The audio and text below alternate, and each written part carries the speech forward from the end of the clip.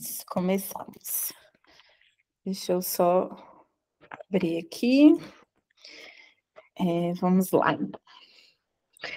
Olá, sejam todos muito bem-vindos. Meu nome é Isabela, médium no grupo Anjos de Luz.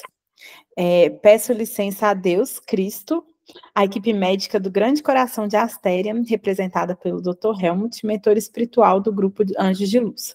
Orai e vigiai sempre. Luz, paz e bem.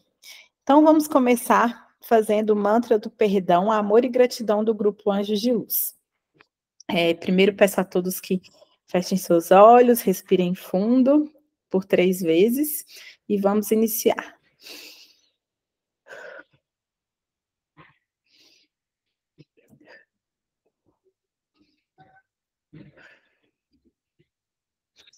Hoje eu me perdoo e neste momento perdoo a todos. Peço perdão. Sinto muito. Eu me amo. Amo a todos. Sou grata. Estou livre. Todos estão livres. Assim é, assim será, está feito. Amém, amém, amém e amém. E vamos também fazer o decreto dos servidores da luz. Eu sou um corpo de luz. Eu acendo a luz em mim e ao meu redor. Eu aciono as potencialidades cósmicas da luz para que vibrem em cada ser. Eu sou a luz, eu sou a mais alta vibração de luz. Eu sou luz, eu vibro na luz e permaneço na luz por toda a eternidade. Está começando e finalizamos, né, os nossos decretos e orações, e agora sim está começando o programa Conte Conosco do Grupo Anjos de Luz. Orai e vigiai sempre, luz, paz e bem. O Grupo Anjos de Luz tem como missão promover o ser humano através de uma escuta fraterna, solidária, responsável e segura, contribuindo para o bem-estar e equilíbrio das pessoas e animais. A assistência espiritual é feita através de tratamentos disponibilizados no site, no nosso site, né? Cirurgia espiritual à distância, cirurgia espiritual presencial, oração pessoal, oração para casa, oração para o animal e oração para o tutor. Os tratamentos são gratuitos, complementares e não dispensam o acompanhamento do médico. Acompanhe a nossa programação online, divulgada todo início de mês nas nossas redes sociais. O programa Conte Conosco tem por objetivo oferecer acolhimento àqueles que necessitem de apoio e orientação. Propõe-se falar sobre saúde e espiritualidade. O Grupo Anjos de Luz oferece vários canais que promovem o auxílio e a escuta fraterna ao próximo. Por esse motivo, caso você sinta necessidade de conforto sobre uma dificuldade que está vivendo, conte conosco. Hoje vamos falar sobre o tema Perder sem Perder. Como lidar com as perdas em nossas vidas? Com a convidada Jucimar Tavares Machado, psicóloga, especialista em avaliação neuropsicológica, especialista em psicologia jurídica e criminal, pós-graduada em gestão em políticas com ênfase em redes de defesa de direitos.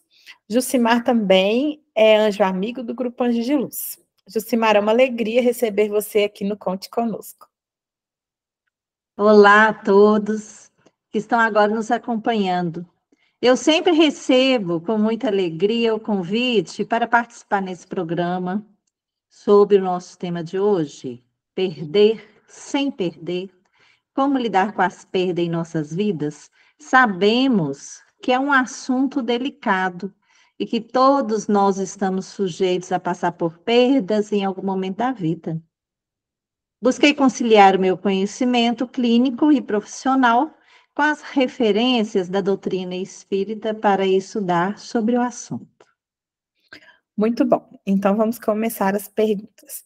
Jucimar, por que é tão relevante falarmos sobre como lidar com perdas em nossas vidas? Isabela, porque é necessário dialogar a respeito do assunto e se permitir sentir as emoções que a situação gera, por ser um tema muito difícil, né? As perdas fazem parte da vida humana e acontecem em diversos momentos de nossa existência. Portanto, é essencial se permitir vivenciar o luto de maneira saudável. Cada pessoa, Isabela, tem uma maneira específica de lidar com sua dor. Porém, algumas atitudes podem ajudar no processo, como, por exemplo, permitir a livre expressão dos sentimentos por meio do choro ou da tristeza, não ficar guardando, né? Deixar sair, deixar fluir. Falar sobre a pessoa que partiu, sempre que sentir vontade, com quem possa ouvir sem julgar. Respeitar o desejo de isolamento esporádico ou, ao contrário, a vontade de interagir com os outros. Criar uma rede de apoio, que é muito importante, com pessoas que sejam empáticas, aquelas que vão acolher, né, a pessoa que está em sofrimento. Buscar livros, filmes e materiais que falem sobre o processo do luto. Participar de grupos de apoio ao enlutado. Buscar ajuda psicoterapêutica, super importante. Então, essas atitudes, elas podem evitar o desenvolvimento de doenças psicossomáticas, adoecimentos de fundo emocional que se manifestam fisicamente e mentais, como a depressão, os transtornos ansiosos e as fobias. Sim. Jucimar, o título do nosso programa de hoje menciona perder sem perder. Na visão da doutrina espírita, como explicar essa colocação? Sim. Então, explica-nos a doutrina dos espíritos que a morte, assim como o nascimento, são transições entre os dois planos da vida. O plano material, onde estamos, né, nesse momento, e o plano espiritual, de onde viemos e para onde vamos. A vida após morte, no espiritismo científico, é um fato incontestável, Isabela, que nos consola pela certeza da continuidade da existência. Olha só que importante, né? A gente ter ciência. Nos ajuda a entender que a vida não acaba no túmulo e que a morte não é o fim, mas o começo de uma nova etapa. A continuidade da existência após a morte do corpo físico é uma dádiva daquele que nos ama incondicionalmente.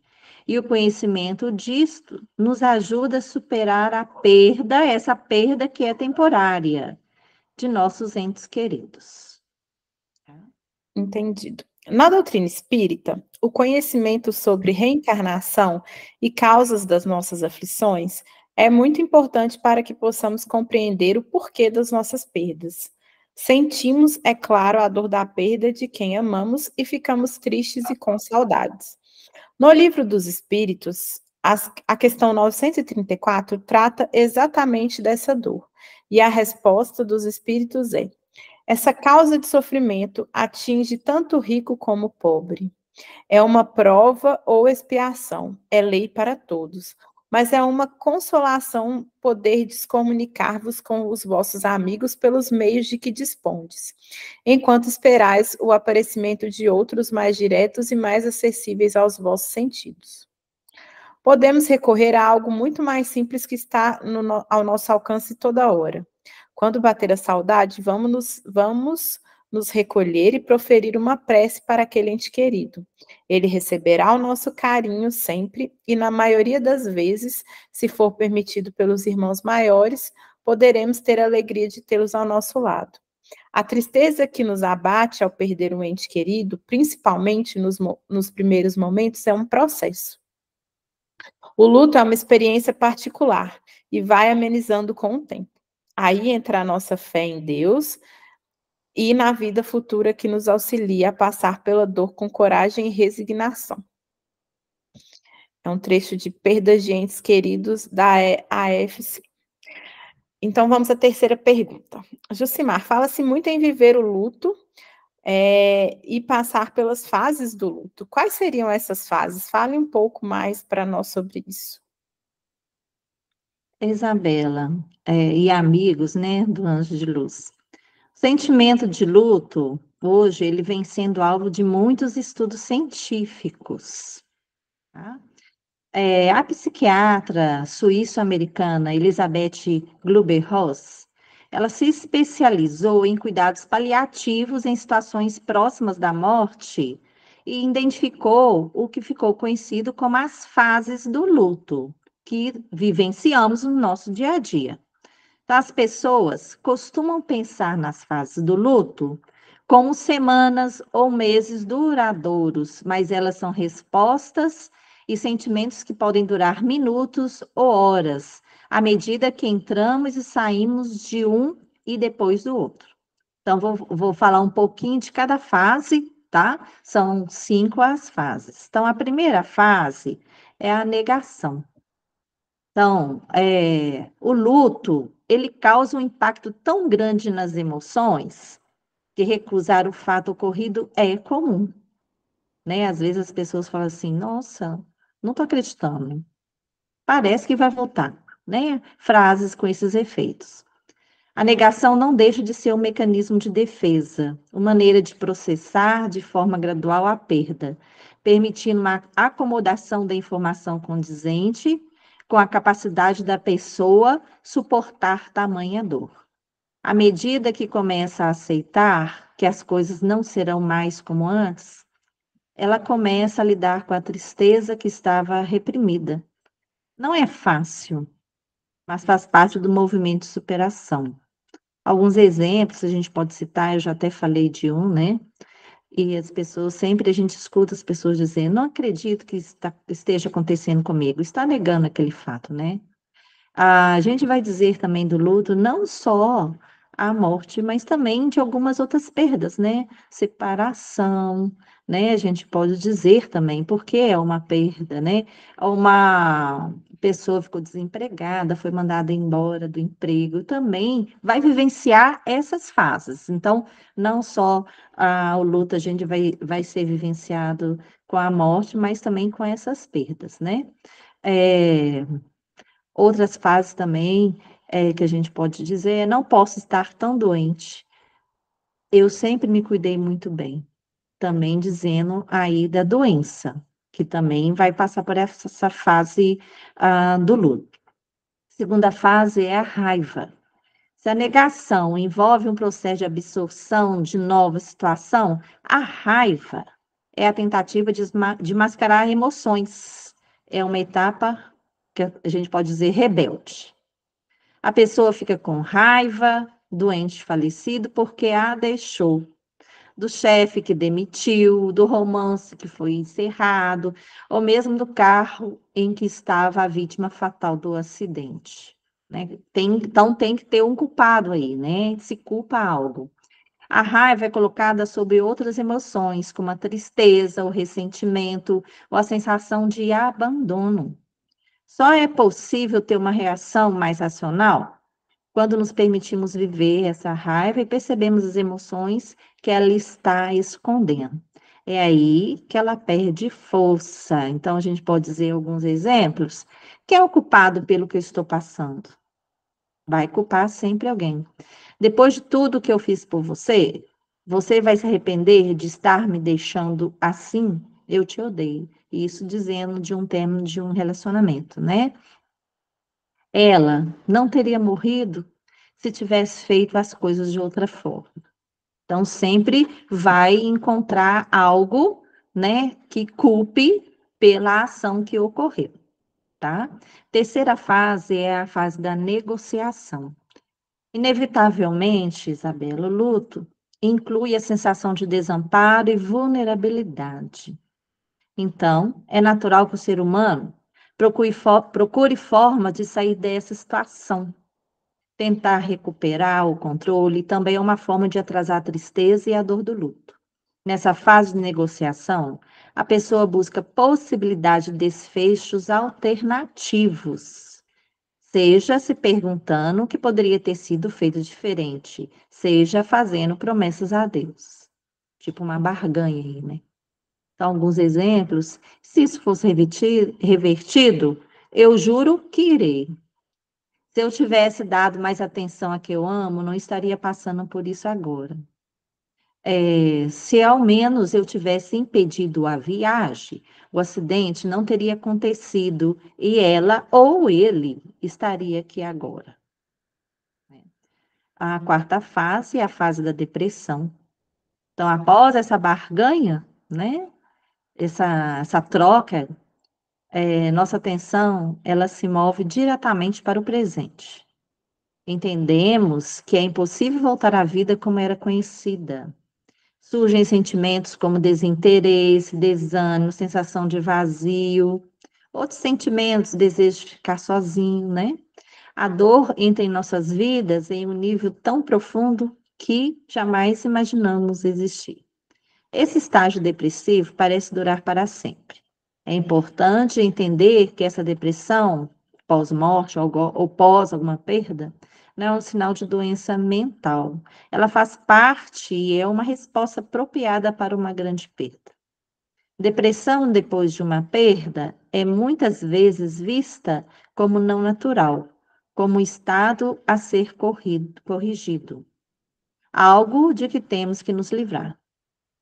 Porém, não sentir depressão depois de uma grande perda, pode ser improvável, né? Então, as pessoas tendem a ter uma depressão nesse momento de uma perda, principalmente quando está lidando com a morte, né? Que se sabe que não vai voltar, né? Não vai estar mais aquela pessoa aqui, pelo menos nesse plano, né? Então, no estágio de depressão, nós temos algumas falas muito recorrentes, né, que aparecem muito, né, na clínica ou no nosso dia a dia, né?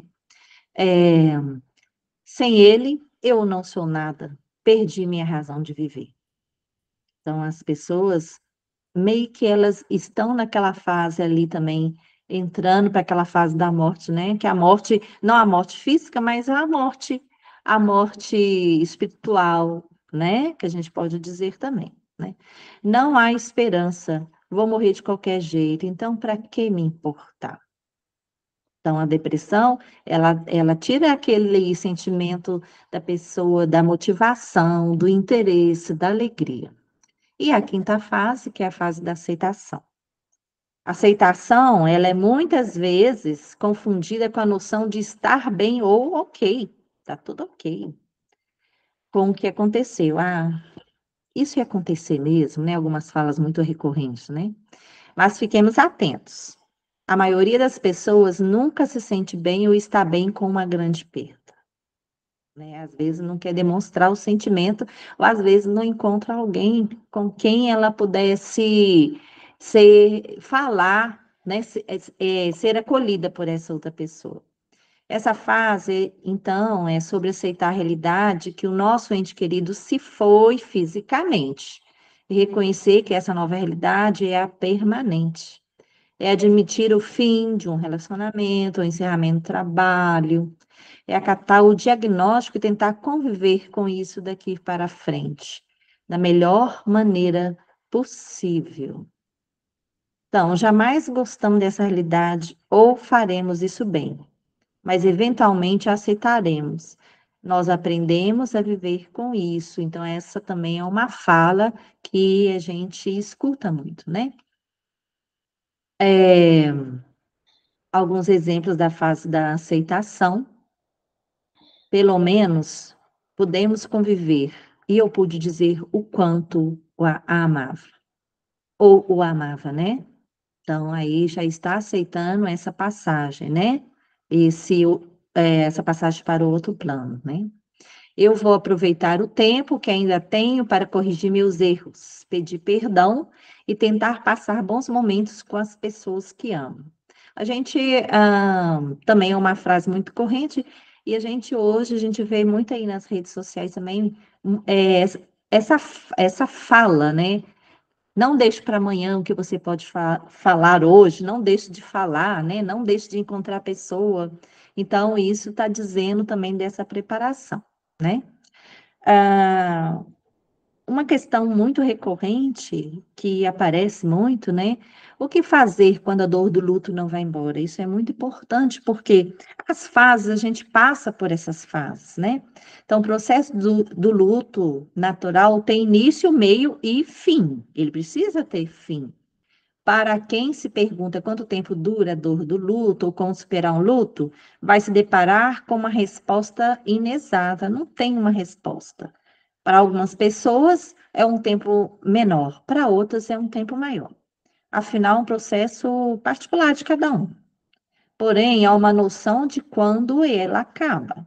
e ao momento em que a pessoa supera a dor e consegue seguir em frente. Ainda que a saudade jamais acabe, ela não ocupa mais tanto espaço na vida de quem ficou. Então, é muito importante a gente observar que a pessoa ela passa por todos os processos. Então, se ela permanecer, a gente vai dizer, né, depois o que tem que ser realizado, ok? Perfeito. Faremos uma pausa em nossas reflexões para apresentarmos uma prece para orar nos momentos de perda de um ente querido. Para enfrentar a perda com sabedoria, de autoria de Ianla Vazante. A pessoa deve falar o nome do ente querido e repetir: Querido Deus, bendito e divino Espírito Santo, sei que você conhece tudo o que existe. Sei que você dirige todos os processos da vida. Sei que você é o centro de todas as coisas. Sei que você é o princípio e o fim. Neste momento, meu coração está cheio de dor pela perda de um ente querido. Conceda-me a sua divina compreensão. Para ela, me abra a fim de entender como aceitar essa perda. Conceda-me sua divina orientação. Para ela, me abra a fim de superar essa experiência com serenidade. Mostre-me como aproveitar a experiência dessa perda para o meu próprio crescimento e cura. Eu me abro para receber sua divina revelação. Conceda-me coragem para fazer tudo o que for necessário. Coloco confiantemente em suas mãos todos os meus questionamentos e revoltas. Convoco o poder e a presença pacífica e confortadora do Espírito de Deus. Em suas mãos, querido Deus, deposito essa dor. Encha-me de paz, encha-me de consolação, encha-me de aceitação, encha-me de força, encha-me de coragem. Que assim seja. Amém. Que linda. Né? Vamos à pergunta número 4, então. Essa prece nos remete à importância de buscarmos auxílio nos momentos de perdas. Pedir forças a Deus, buscar um ombro amigo ou até mesmo um apoio profissional. Sermos compassivos com o sofrimento do outro é uma virtude na visão espírita. Que palavras você diria àqueles que enfrentam dificuldades em se restabelecer após uma perda? Isabela, você apresentou pontos importantes e necessários para que a pessoa sinta-se fortalecida. E nesse processo, sabemos que é delicado falar de quem não está mais presente, mas se o assunto surgir, deixar a pessoa falar, ser acolhedor, né? Ser aquele abraço que acolhe, né? Eu gosto muito de falar isso no dia a dia para as pessoas, na clínica, na convivência. Se ela se emocionar, tudo bem, acolha, é normal chorar. A pessoa pode se sentir bem depois de compartilhar as lembranças ou tirar algo do peito. É como se fosse esvaziar-se, né? Esvaziar-se da dor, da tristeza, da saudade, né? Cada um tem seu tempo e sua maneira de lidar com o luto. Quando a pessoa falar como se sente, nós devemos procurar e escutar com atenção, sem julgamentos. Então, todo sentimento é válido. Então, para você, hoje em especial, que vivencia um luto, eu diria, você pode viver e superar seu período de luto. Permita-se dar tempo ao tempo e você vai perceber que, aos poucos, tudo ficará melhor. Essa é a mensagem que eu deixo. Então, o processo de luto é natural e esperado. Porém, seja qual for a causa da sua dor, existem maneiras saudáveis de lidar com ela. Você pode se desafiar e executar algumas tarefas para contribuir nesse processo. Aqui eu vou apresentar algumas dicas, né? Aceitar seus sentimentos e saiba que o luto é um processo. Ignorar a dor pode ser pior em longo prazo. Tem muitas pessoas que não expressam seus sentimentos, então o resultado negativo vai vir lá na frente, né? E aí o processo da recuperação ele vai ser mais demorado. Converse com as pessoas, confie nelas e releve quando elas não souberem bem o que dizer. Estar ao seu lado já é um indício de boas intenções. Passe tempo com amigos e familiares. Olha que bom. Isso é importante, que a rede de apoio tem que estar presente. Não se isole. Um grupo de apoio pode ser uma boa opção para você. Procure um hobby, uma coisa que goste de fazer. Algo que te dê prazer. Ajude a canalizar emoções e ocupe a mente. Que tal aprender a tocar um instrumento ou começar a pintar, que são movimentos terapêuticos também.